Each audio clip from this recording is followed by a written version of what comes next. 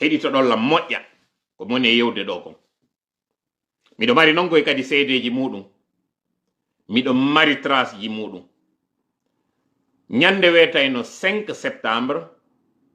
hari min e Guinéen ɓe meɗe wondi dans une ville États-Unis kamen déplacino me yehi. Si ɗon anditi nden ñande wonno ha niɓɓi ko telle minuit mi waɗi nden ñande live an o tawi ɗo ɓornori wa sorijo. Si ɗon anditi mi waɗno nden ñande discours mo tawata woɓɓe buyi sikki miɗo tawano e waɗunoɓe coup d'état o. Effectivement hari miɗo andi fi coup d'état o. Très bien même. D'ailleurs, pour votre information, o vidéo mo Mamadi Doumbouya filmi on ka wati wiide ɗon o inni ɓe wondi ɗon e kañum président Alpha Condé ko min ata hewtinanede on vidéo. Ɓe mi wonduno non e on hôtel no andi koy ko moni e yewde ɗo fi muɗum kon parce que nden ñande ɗo e ɓe finu hari menen ko jemma ko min ati naɓande ɓurɓe ɓe nden ñande wondanoɓen ka hôtel naɓani ɓe vidéo o. So yi min mi waɗali doute e coup d'état o, miɗo jogi ɗo vidéo monsieur Alpha Condé no wona yaltinoroyede non ka woni ɗon ɓay o yaari kañum lama aya honno ko honno modi ko Michel Lama ɓay o ari monsieur Alpha Condé ka yaltina nder ɗon. Si ɗon anditi ɓay ɓe yaltinoyi vidéo makko ka woni e yewtitude e sori ɓen ko min yetini o minni ko Hito Aliya woni e wowlude ɗon waɗa interview on. Hari yimɓe anda ɗum ɗon par ce que Aliya o yaltitata ka vidéo ko min wiɓe ɓe yaltin vidéo on fof par ce que ɓe famini wondema ɓe traitenomo avec respect. Ko min menasi on vidéo mi falaka mo yaltinde ɗo parce que comme j'ai dit foronji banana ɗin ko hakkilme woni e waɗirde cippiro. So yiw fureji ƴiƴe waɗuɗe ɗen ka nder pale nden ñande otowal makko ngal kanko monsieur Alpha Condé ɓay ɓe falamo mo fuutindinu doginde tentative mo ɓe waɗuno laakum waɗano kunkun ka sera ɗon blendewal ngal kanko Mamadi yawnona seke information ji ɗin fop min tolam ɗo jogiɗi ɗo on no feƴƴi. Alpha Condé ɓay jonnama télé kaɓe privunomo télé on ɗon ɓay ɓe jonnimo télé ɓe jonnimo téléphone ɗon andi kombo addi noddude ɗum ɗo mi yeccani on information ɗon onon tigi on ɗaɓɓitanmo hoore moɗon mo ati noddude on na ɓeygu makko na responsable parti kañum Alpha Condé atino noddude. Mais mi artana en ɗo e komi innuno ñande goo minni communication Alaji Sellu waɗi minni on communication ɓe duwano kamo waɗude parce que tout simplement goɗɗo noddiɓe inni yoɓe aru France ɓe wallayɓe ɓe yiida e goɗɗo minni ɗum ɗon c'était une erreur politique ɓe waɗuno. Kono no mi wiiri noon ko émotion yimɓe jentortolan parce que ɓurɓe ɓe wonɓe jentitade lan ko komi woni e wowlude kon ɓe woni e nanude ɓe ala e yiwde ko woni e accude kon information ji ɗi men ƴellitiɗi ɗi men andi ko goonga woɓɓe moɗon wondema France no wallitade CNRD on kono ma leven équivoque on itten amalgame o ko ambassadeur France wonɗon lagine woni e wallitade CNRD e lobby mo mi jaɓata wolde ɗo fi muɗum minna mi wolata fi lobby o fi wonɗo non hande ɗo meɗen gollitude lobby wonɗo Amérique kufunoy koy kono janngo e janngo haaju amen no wawa yande on lobby français jo ɗon min gollitiramo. Donc du coup mi weɓitataɓe kamɓe mi wiya ko ɓeɗo woni e wadde ɗum ɗon kono na France en tant que France wiye joni wiyen Quai on ma Élysée on woni soutenude CNRD c'est pas vrai ɗum ɗon itten on amalgame ɗon ka hoore men itten on confusion ɗon CNRD no woodi wonɓe e wallitade ɓe côté France kono na France en tant que pays woni e wallitade CNRD au contraire ɓe falaka hay e yo taw ko CNRD woni e wadde ko woni e wadde kono si nene ala ko pati muynete no woodi non wonɓe e manipulude situation on waɗa pression e hoore kamɓe leader politique ɓe lagine fii konko tawata ɓe faala kañum yo laato ko ɗon ɗon noon do waɗen wadde extrêmement attention. Monsieur Alpha Condé piégi kañum Mamadi hiɗon anditi audio makko mo waɗi duɗo on kañum e sukaɓe ɓen kankan o wiwno ton j'ai rajeuni de 20 ans mi yeeti o minni fi on ɗum o wiyali j'ai rajeuni de 10 ans j'ai rajeuni de 5 ans o wiyali j'ai rajeuni de 15 ans o wi j'ai rajeuni de 20 ans minni on yiltite itte 20 ans e o 2023 mo wonɗen ɗo ndaron ko on ɗum waɗuno on tuma lagine ɗon anditi mi woli ɗum e direct an ɗo wonɓe ndarude lamɓen ɓe andi ko moni e wolde kon no mi wiri noon mi falaka weeɓitude fo parce que moƴƴata kono ko moni e yewde kon fop wonɓe e ndarde lamɓen hara koɓe régulier koɓe ponctuel ɓe taway hay nokku mi wowlali e muɗum ko tawata yuɓɓodira e ɗum ɗa donc pour revenir e kañum monsieur Alpha Condé hande ɗo larme ɗen 2 tiers koye konti makko kanko monsieur Alpha Condé woni o arti ka schéma fewndo tawno rébellion on waɗi lagine fewndo tawno kanko monsieur Alpha Condé mo mari lienji wonɗi ka nder armée Allah hinno lansana konte ko président kono ko kanko monsieur Alpha Condé wonno pilotude armée o par exemple général Arafa e disons Kelefa ɗuma kan honno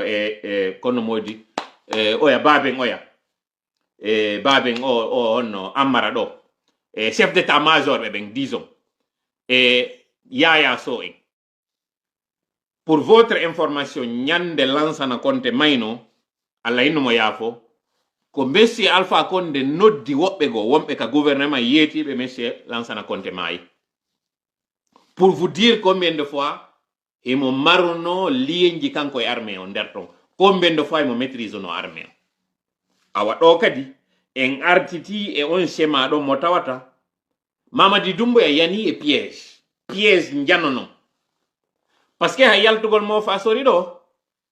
mi yalti tum mi commenti fi muɗum parce que no tawa e plan on yaltugol waɗa pression on e hoore maɓɓe kono mi lando on ɗo jama o wattana yila ɗo e piwum fewndo militaire ɓen yawno kankan ko fi affaire courant memminano ɓe ari ɓe militarise kankan e hakkil moɗum ko fi on ɗum tawi ko kankan ɓe yehi ɓe militarise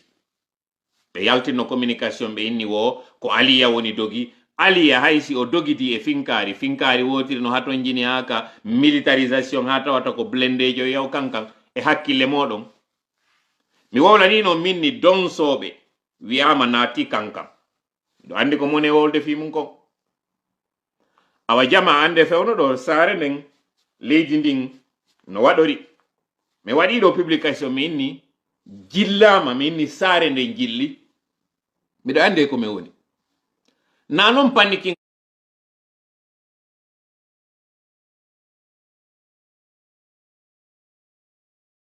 kono pour revenir e 4e point on ko on ɗum waɗi si rencontre kañum ɓe généraux ɓe ɗo waɗa jentite moƴƴa yewterde moni e wadde ɗo nden nde ɗo mi waɗata nde français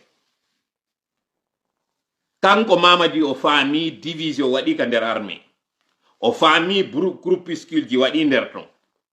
parce que mi wolani noon mi inni yaltingol militaire ɓe nde ñande naafi civil ɓe yaltinnoɓe militaire ɓe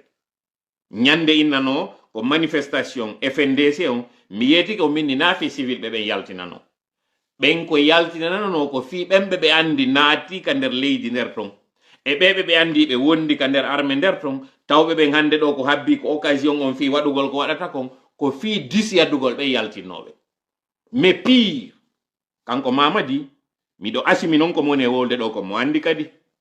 seedeji muɗi noon mi jonna on ɗiɗo kañum kadi himo andi division waɗi au sein de l'armée ɓe ƴetti noon ɓe regroupe ɓe généraux ɓe ɗo fou pour 3 objectifs objectif ara noon ko hawre wonde nden hakkunde maɓɓe yo nden ɗon iw ɓe moƴƴintina kanko Sadiba ɓay hiɓe andi no woodi wonɓe fidèle e makko hiɓe andi no woodi taw ɓe yiɗali ko waɗa kon hiɓe andi kadi communication amen on battini e maɓɓe ton ɓe tawnoramo e on rencontre ɗon fi faminangol jama on faminana kañum kadi l'armée ɗen onon ɓe fonduɓe immagol ara yana e amen ande men nantodiri donc walline konko fokkintinɗon ɗon donc en quelque sorte trompe vigilance maɓɓe on en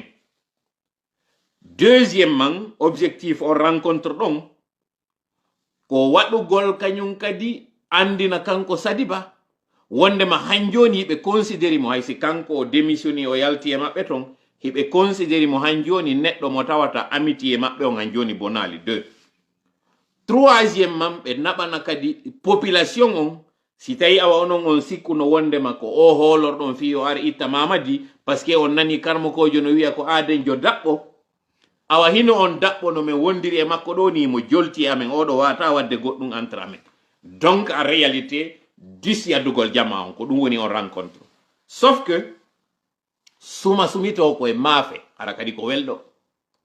Sadiba Coulibaly bay mo andi be trompino mo be nabino mo ka RTG be wolini mo ko woli don kon après be wadi kon kanko kadi o desidi o wada e communication e der communication jentite moƴƴa ko moni on e yewde do kon jama parce que mi yeti ko bundo yata guerre son famali moƴƴa o détail mo moni on e jonnude do trengo ngacca yon e ngal kanyum kadi mangore nde mi wi nde wobbe no wadde liwndu wobbe no wadde leggal wobbe no wadde hayre goddo no ƴawde tetta ndem mangore nde yana gere yo taw enen haysi ko enen tettinde toujours en tetta ende jogitoden goddo ara sortande juude mede ya nyamoya jentite moƴƴa pulal ngal mi woni on e wolande ngal Sadiba desidi kanko kadi o andinay ka nder communication don go o jabali mosude e nder yewtere ni hino tawano non yo mosu ka yewtere nder ton fi décrispugol situation on andina luttube tawbe ko frustré ben wonde ma hawre nden de iwi moƴƴintinama hakkunde amen mi wada do non posum mi andina on transition kala hebay dum do fewndo kanyum kadi Sékou Ba Konaté hidon anditi audio ino wodi mo espace Zwinta ka winata don la numba j'ai pas entendu là-bas envoyer une chanson là-bas on rencontre waduno do don ka noddituno armée on kanyum Sékou Ba Konaté c'était la même chose waduno sori be bentay be woni frustré ko tawata kon dadi stappama o nabama en exil fi mabbe ala yewtede wobbe hay e déjà radiama donc be desidi kambe kadi be yana e makko kanko Sékou Ba Konaté donc distension wadi nder ton scission wadi dans l'armée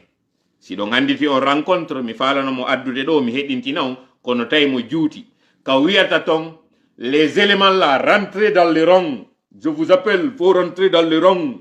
c'est Syrie qui sort qui n'accompagne pas la transition on vous voit on va vous traquer on va vous punir on audio no wodi mi falano mo addande do hedito don mo mais puisque kanko e Mamadi be seedi on nodda hali troupe ji din fo noddugol be yewta be noddi généraux ji din tun be nela ben don mo kala unité mudum parce que ce que vous devez savoir armée on ko unité ji konko tay o wi don awa si tout le monde est d'accord je vais envoyer une chanson là-bas konko woli don kon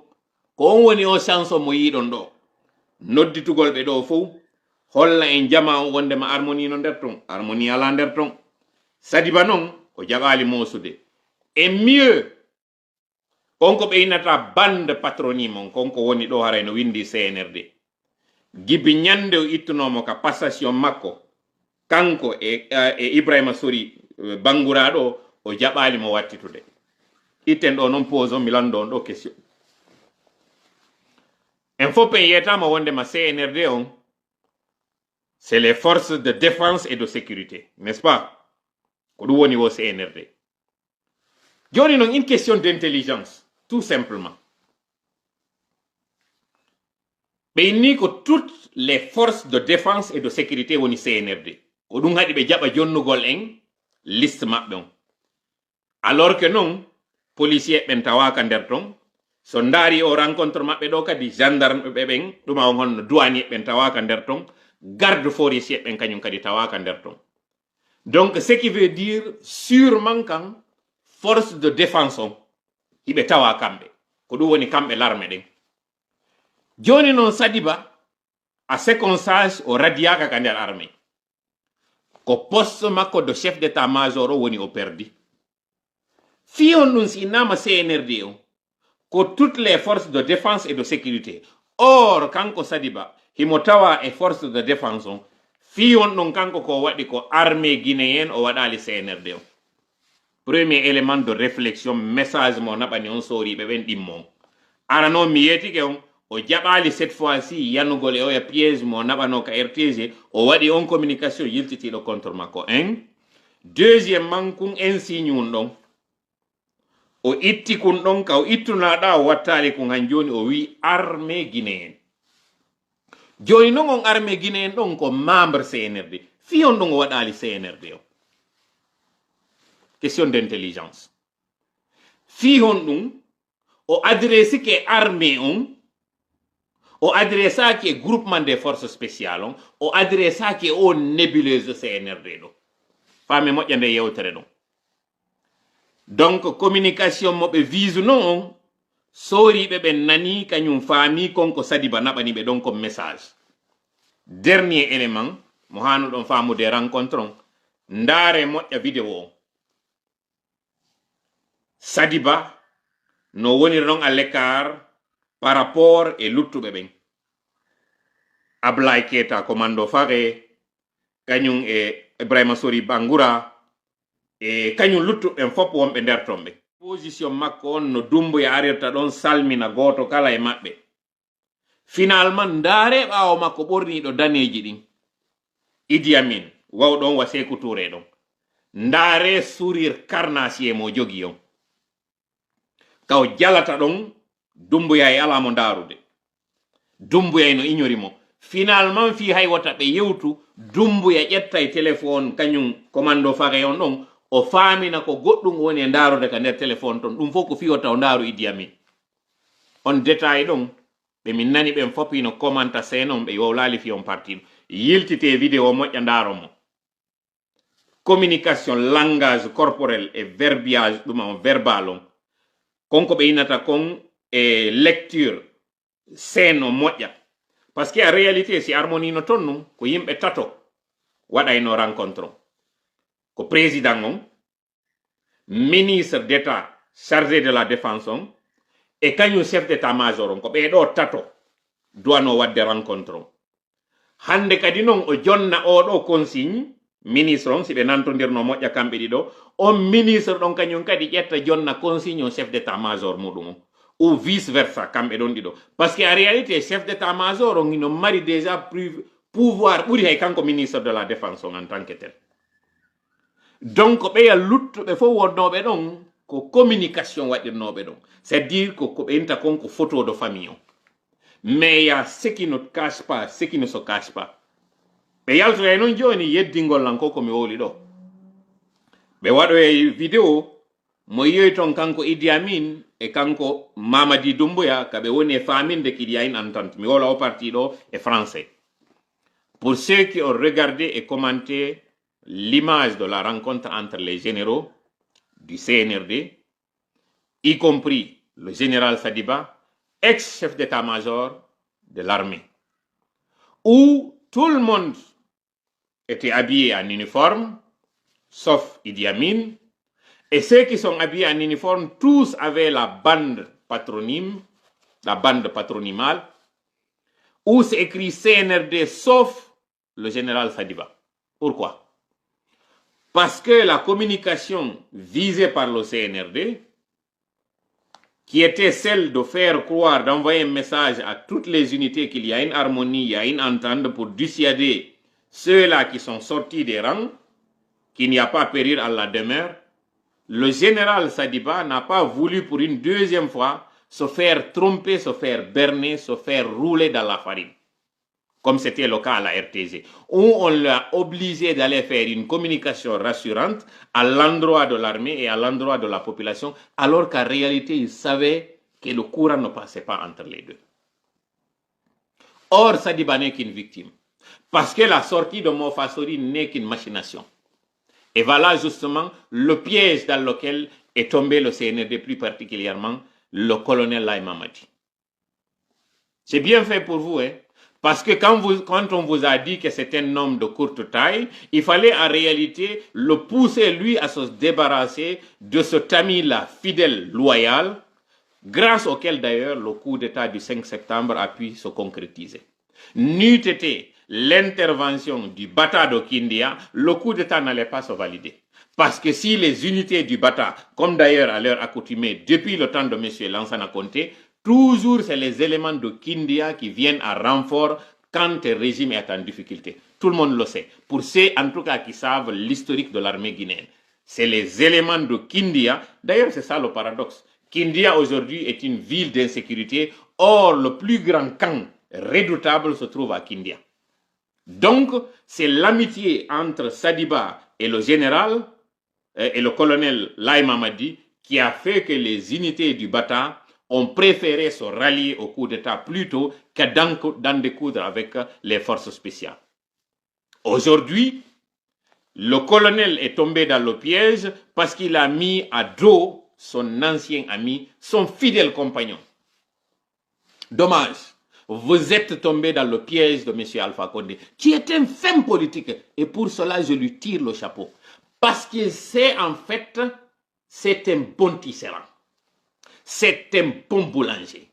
Il sait très bien manier les cordes. Il sait les tisser les unes des autres. Chapeau, M. Alpha Condé.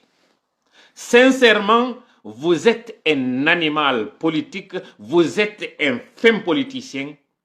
Et pour cela, je suis tenté de me lever et vous faire un garde à vous. Même si je trouve que si vous aviez l'humanisme de M. Sellou et que M. Sellou avait la finesse de M. Alpha Condé, on n'en serait pas là. Sincèrement. Mais vous confondez parfois votre ingéniosité politique à ce machiavélisme que vous poussez parfois à l'extrême. Sinon, je dirais que dans la sous-région, dans le monde entier aujourd'hui, je n'ai pas vu un femme politicien mieux que vous. Non seulement vous êtes téméraire, vous êtes quelqu'un qui ne lâche pas prise et vous êtes quelqu'un de très ingénieux.